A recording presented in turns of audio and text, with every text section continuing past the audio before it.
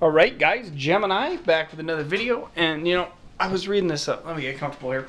I was reading this interesting thing earlier. It was on one of the wrestling dirt sites, and it said that it was actually Vince McMahon's idea to scratch The Undertaker and John Cena at WrestleMania 33.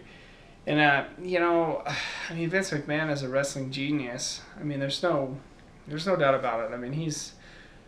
I mean, the brains of all brains when it comes to pro wrestling, and he's entertained me for 30 years with his programming. I've been a WWE backer and supporter for 30 plus years. But I'm trying to figure out the logic of why he wouldn't pull the string on The Undertaker and Cena at WrestleMania 33, and why he would scratch the idea. And I mean, I can see his philosophy that he wanted to get Roman Reigns over. I mean, I see it. I mean, I'm not stupid, and it was a huge chance to launch Roman Reigns, who potentially is the future of the WWE, not involve John Cena, in any more mainstream, main event type profile matches. I mean, McMahon was probably thinking, oh, well, we already been there and done that with Cena. There's nothing really left for him. We'll just have him do this mid-card thing with Nikki Bella and whatever. Because Cena's, just a part-timer now, and he's probably going to be leaving soon. So let's just launch Roman, because he'll be here for 10 years.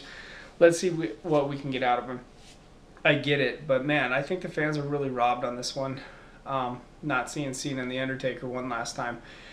That match was a match that I would have seen live watching WrestleMania instead of watching a basketball game. I would have turned off my basketball game for John Cena and The Undertaker. I would have been a lot more hyped for John Cena and The Undertaker than Roman Reigns and The Undertaker. Not that I didn't watch it the next day, because I did, and I get where they're coming from. But man, if I was sitting in that office with Vince and we were booking out 33, I would have said, dude, Cena and The Undertaker capture the imagination. They do. They capture the imagination. I mean, the program that they could have worked.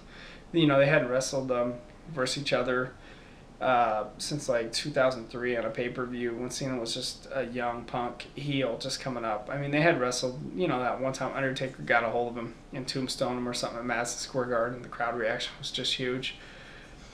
I don't know on this one. I don't know if they're saving it for 34.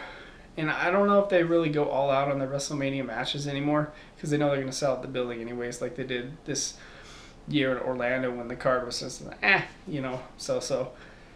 Vince might have dropped the ball. And don't say that he hasn't dropped the ball before. Like, he had Flair and Hogan in the same building at WrestleMania 8, and he didn't fight him. So he's dropped the ball on certain matches. He's dropped the ball, like when Matt Hardy and Edge came back 2005. He could have had a year-long feud that would have main evented any arena in the country, and he didn't. Yeah, he did a couple matches, but they didn't pull a string all the way on it and really launch it. So Vince has dropped the ball a few times before. Yeah, he's carried the ball, a million times, and I'm not taking that away from him, but Vince has dropped a couple big ones, before. I'm not talking about deuces in the toilet. I'm talking Vince has dropped some opportunities. Lex Luger not winning the belt at SummerSlam 93. Perfect example. So Vince has done this before, where he's thought his idea was the best idea and whatnot. I don't know, guys. If it was The Undertaker's last match, I think the fans would have been wanting to see Cena versus The Undertaker just for pure crowd reaction. Obviously, they would have booed Cena, just as hard as Roman Reigns. I just don't know. I mean, yeah, I'm happy that Roman Reigns is super popular now, and I mean, I'm happy that his career is skyrocketing to the top, and the fans are really emotionally invested in him, and I get it.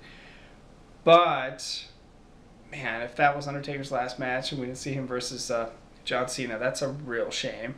You guys make sure you leave your comments below. Thank you so much for watching.